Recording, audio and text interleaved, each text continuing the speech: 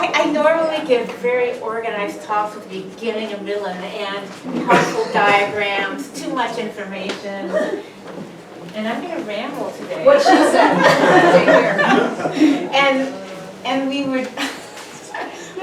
decided I would go first because we put all the pictures we could find together, which is about 5. And they're going to be in Bernie's, and we thought that should come at the end. And in the 80s, we didn't take pictures. We had to bring a camera and develop the film. And who takes pictures of their advisor anyway? I'm telling my students now that they should start taking pictures. So I'm Libby Marschall. That's me. And I was Les's first PhD student. I came to North Carolina State, went to North Carolina State to work with Les and Larry Crowder, beginning in the mid-1980s. I'm now at Ohio State in the EOB department. Before I finished my degree, both Les and Larry had moved on to different institutions and also in the area. And soon after that, Les left to Indiana before finally studying at Emory. So when I think back to my time then, what strikes me now, it didn't strike me then, is that my advisors were very young. Larry and Les were the same age, and they're 7 years older than me, but I assumed, and I was Les's first PhD student, but I assumed that they knew exactly what they were doing in advising students. So later when I became an advisor, I realized that they were just winging it. And so, we still are? I know that now, 26 years into it. And so I was the student, so Bernie's here, Teresa's here, we were there about the same time, and I was the good student. I was compliant. These guys, when Les did some beginning advisor kind of thing, they would like get riled up and tell them, okay, yes sir. But so the lab was great because it was a ragtag team of graduate students. Bernie was studying plant animal interactions. Teresa's doing mate choice and stink bugs. We had Ruben Dukas come in. I was looking at population ecology and mountain streams. And then disease ecology came into the lab.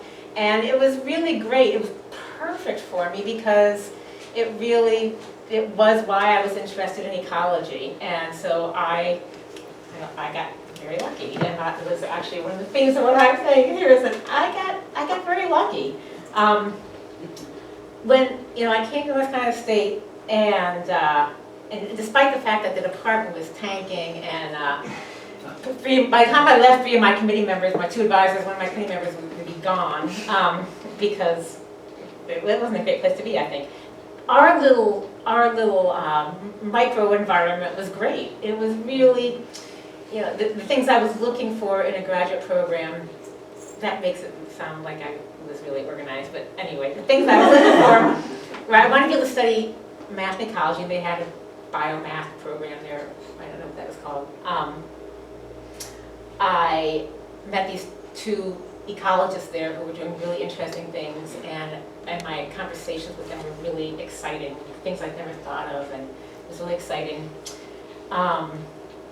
I visited in April from Ohio, and it didn't look like this. If you've been here for a while, you may forget that the Northeast and the Midwest don't look like this right now. and it was nice. Like one requirement I did have for graduate programs that had to be nice. I didn't want to go to Michigan and have fierce debates. I wanted to have debates that got to the right answer and did it in a supportive and collegial way. And so, you may have been trained in the fierce debates, but that's not the environment you made for us, and I really appreciate that. And so, no, I knew this. I tried.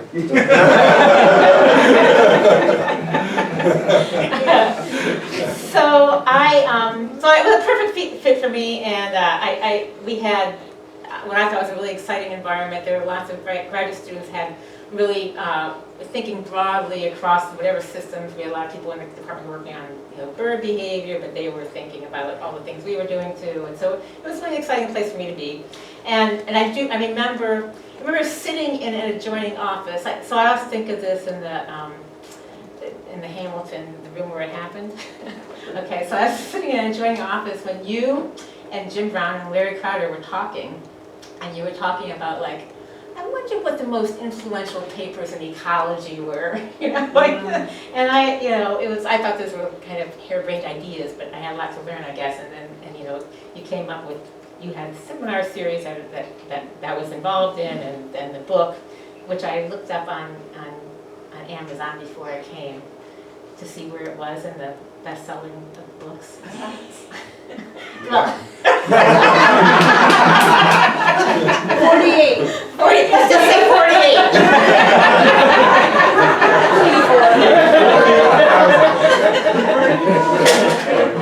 So Les mentioned this, what we call the chestnut series of speakers, and this is great. And it was, this is where, when I thought back on this is where I think about how lucky I was. When I was looking for graduate schools, as I said, I told you what my requirements were. I didn't know anything. Like, I didn't know that North Carolina State was different than Yale. I was completely naive.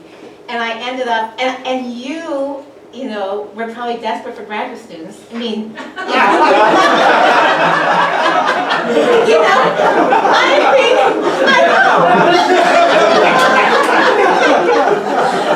I just feel so lucky to have ended up there. It was perfect for me. And sent me off.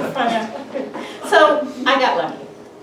And so occasionally, and I have to say this happened recently, my lab goes through a time when it's not very exciting. The students are there to get a degree, and they're so, career-driven. And they want to get their dissertations done. They want to be good. They're really smart. But they don't want to sit around, if they're working on, fish in Lake Erie, they don't want to sit around and talk about plant-animal interactions. And so it's not always like that, but every once in a while it goes like that, and I try to think, why were we allowed to think about other things? I don't know the answer to that, but when my lab isn't doing that, I really miss it. Maybe they don't miss it, but I do.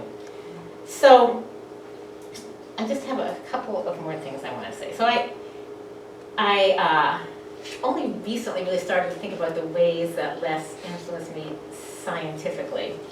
And one formal piece of my education, my graduate education, was a course that Les and Steve Elmer taught on optimality methods in evolution ecology. I got the notes. Steve's looking at me like, what?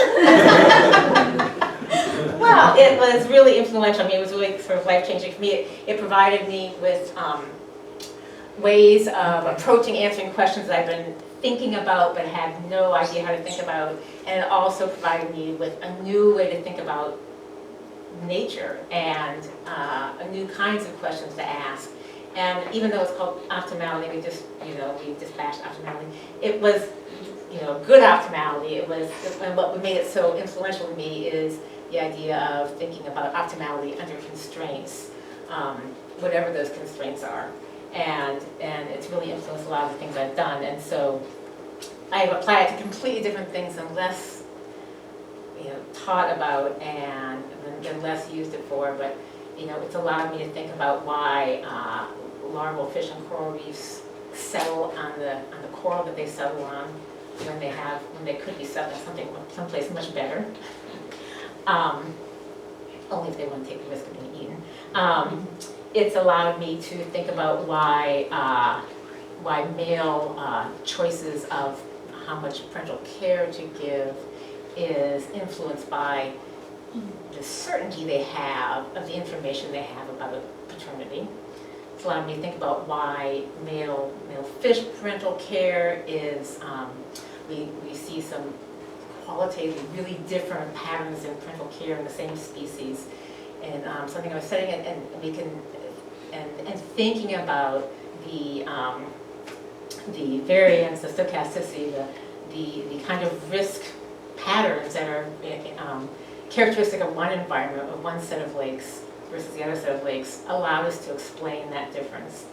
And so I'm really using these ideas. When I'm using them, I'm not thinking that, this is responsible for. But as I was thinking about this, I think, well, yeah, this is what I do. And for the last 15 years or so, I've been really focused on freshwater fisheries research. And in the freshwater fisheries community, that is not the common way of thinking. I mean, the common way of thinking is there's cold water so the fish grow slower. And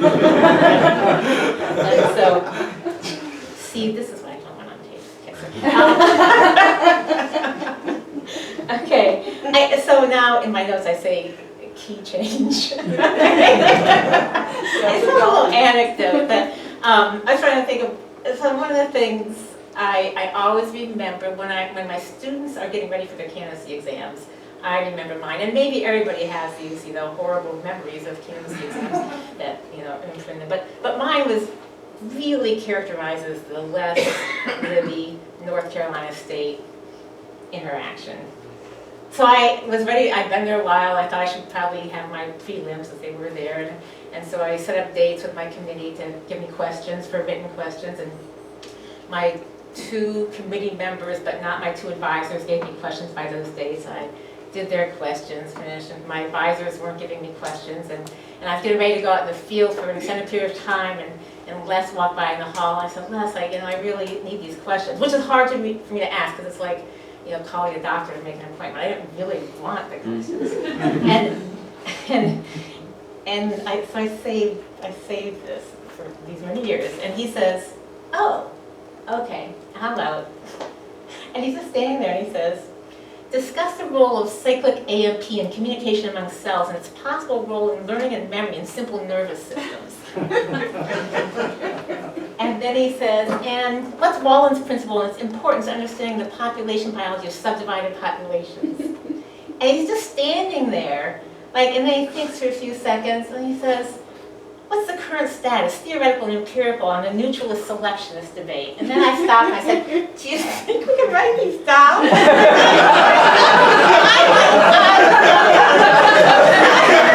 I know he's going to say, yeah, I picture those next week. And so, I should also mention that I don't have a biology background. I've never heard of any of these things. And so then he continued on and he asked an ecology question. I got that one. And then his last one was discuss the lac operon and how it relates to the central dogma of molecular biology. And I didn't even know how to spell lac. And then I talked him into allowing it to be an open book exam. And I read books and papers. I don't know what kind of answers I gave, but I learned so much. But the reason I remember that is, of course, it was horrifying. But first, I think, NC State in the 80s, there were no rules. I think at Ohio State in 2019, you can't do that, Students have rights.